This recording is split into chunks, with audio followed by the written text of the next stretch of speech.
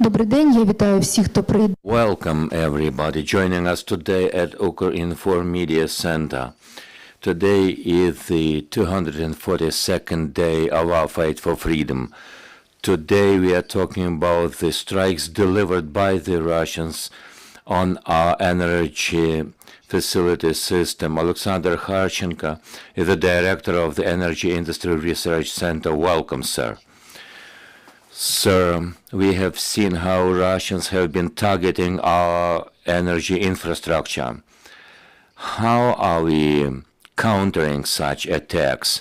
Over the last 2 weeks, we have seen very specific and tailor-made attacks, something we spoke about May and June. We have been preparing for such a possibility of the focused attacks against energy infrastructure.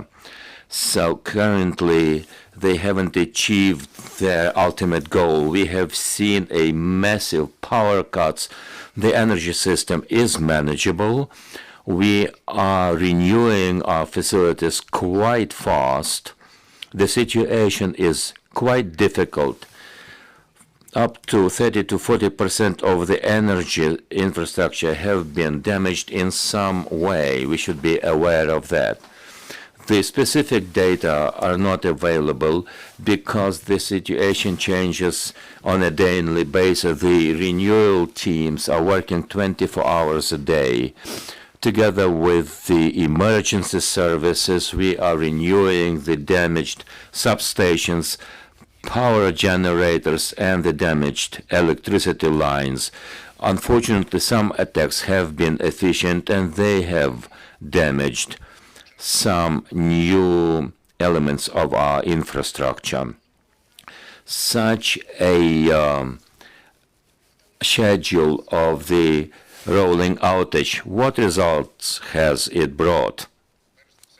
In the first place, we do still have electricity available, the power supply is running, but you see, since the transformation substations have been damaged, so the whole architecture of the system that we are now having is not working 100%. There are a lot of intermediary decisions, something that we have done on the move to supply electricity. And of course, these power lines cannot deliver such power as they have been devised to do. That's why at the peak of the consumption, effectively the power grid cannot deliver as much electricity as we need or we would like to deliver. Ukrinform, as a government-run operator, has restricted some consumption for the whole system to be still working. The Ukrainians must learn how to save energy, how to restrict our energy consumption, especially at the peak hours. Every switched off dishwater is an additional residence that has electricity. Every iron or the heated floor that has been switched off means that some other people would be able to charge their telephones and have electricity at their flats. We have restricted only relatively, the consumption, and it brings a better situation. We have heard a lot of appeals to reduce consumption. These appeals will be heard for some time in the future. There are some facilities that have not been renewed. It would take some months or up to a year to manufacture new equipment and to have it installed. That's why some restrictions and some need to cut back on the electricity consumption is something that will be lasting for some time to come, at least over the period of a couple of months after we have rebuffed all the attacks. where people are saving, better or worse. You see, it depends on a situation. The western part of Ukraine was leading the way, then the central part of Ukraine were the leaders in saving rates. I would not rate them and saying this part is better doing this, the other regions are worse. We heard all about around Ukraine. I have to admit that on the first day of the appeals, people were very responsive, and then people grew and got used to thinking that, well, everybody else could do it, I will enjoy my electricity. You see, I will appeal to people with this. The more we rebuff the attacks, the number of attacks will not be brought down. That's why even in your dwelling, everything is fine. You have the electricity delivered. Everything is working. You should be mindful of the situation of other people who are without electricity supplies.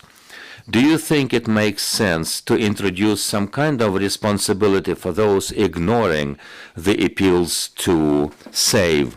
I know such appeals. People are very creative here, but to be honest with you, I don't believe that such energy-saving patrols will be effective. I think Ukrainians have shown something that works very good. Enthusiasm is working. The punishment is not. If people are under the threat of punishment, people will try to find the way out. I would not back this initiative. I only appeal to you that you might find yourself in a situation when your building has been cut off because somebody has misused their electricity, and it may be you because you didn't turn off your heating floor when it was needed. Can we rely on the Western help, the volunteers, how they can be helpful? There are 2 points here. One, we have seen the ardent discussions about the so-called energy Rammstein, as it has been called.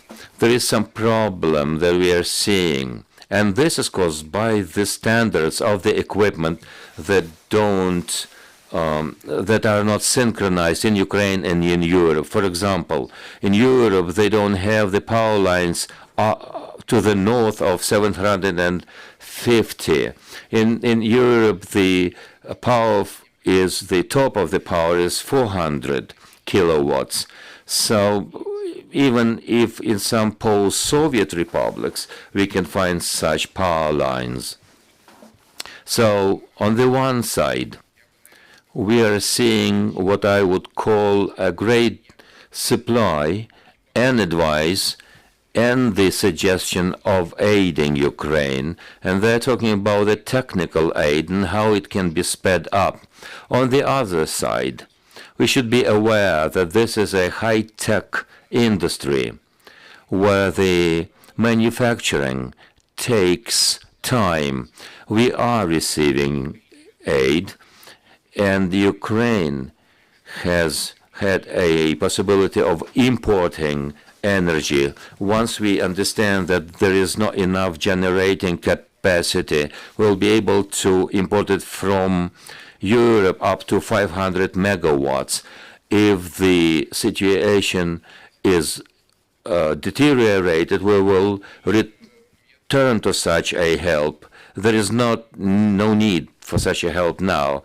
If the air defense has been efficient as it has been efficient over the last 48 hours, and if Ukrainians succeed in lowering the energy consumption, there will be no need for such imports. The Ukrainian energy grid will be able to restore, at least in its key element. I can't claim that we will come back to the peaceful time, but it will be better than it is now, and it is very likely that we will be able to come back on the energy grid, and the cut-offs will not take place once the air defense is efficient, as you mentioned. In your estimate, how much time do you think we will need to recover all the damage? There are a couple of opponents here. Once a facility is damaged, it takes hours to restore it, and we have proven on a number of occasions that it takes from 4 to 6 hours to restore electricity supply to a place or a settlement that has been cut off from electricity supply because of the attack. This is phase number 1. The second stage takes place up to 1 month, and that is to renew the equipment that we have, the different switches and the cables, to replace the damaged one and to improve the quality of the energy supply. Now, unfortunately, there is a third component, which is a full transformation stations of high voltage capacity.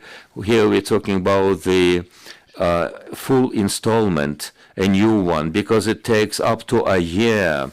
Such equipment has not and is not been manufactured in advance. It's a very technologically sophisticated. It starts with the design project, and it takes a month and 2, then lots of time to manufacture. And the power grids around the world are overloaded, and the facilities are overloaded. This is why I'm saying that it'll take some time for the Ukrainian energy grid to restore its full capacity. Having said that, I am absolutely sure that once the en masse assaults have been stopped, it'll take us from 2 to 3 months when we find ourselves in a situation when the consumers will not be under any restrictions. Colleagues, questions from the floor. Oksana Polishuk, Ukrinform, would you tell us, when you see the targets and the intensity of the attacks, what is the enemy's major goal? This is absolutely and clearly cut terror act. They are not targeting military facilities. It is planned by a sophisticated Russian experts, and this is a terror act aiming at cutting off the Ukrainian energy grid, leading to what is called in English as a complete outage, power cut. It's a clear terror. What is the resilience of the Ukrainian system? What is the critical level of damage? We know this is a complicated mechanism. It can be damaged, but it cannot be completely ruined. You know, to have it completely ruined, it is possible. No one has tested such a resilience since World War II. This is efficiently the biggest infrastructure attack in the history of the humankind, and it makes it incumbent upon us to test the limit test. We haven't groped for it. We know that there is a resilience capability, but the level of it, I can't tell you now. We have not tested it yet. You talk about the high technology transformers, which could require more than a year to repair.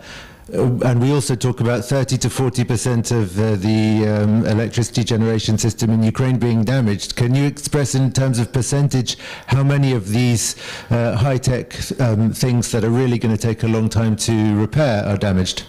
Sorry, it's extremely sensitive information. Extremely sensitive. Okay, I understand. Дякую вам, друзі. Чи є ще питання? Do we have questions from the floor? No more questions here. Sir, we thank you very much for joining us today. We have talked to Oleksandr Kharchenko, the director of the Center of Energy. Next briefing will take place at 1:30 we will host Dmitro Orlov, the mayor of Enerhodar. We'll be talking about the situation there. Thank you and don't go away.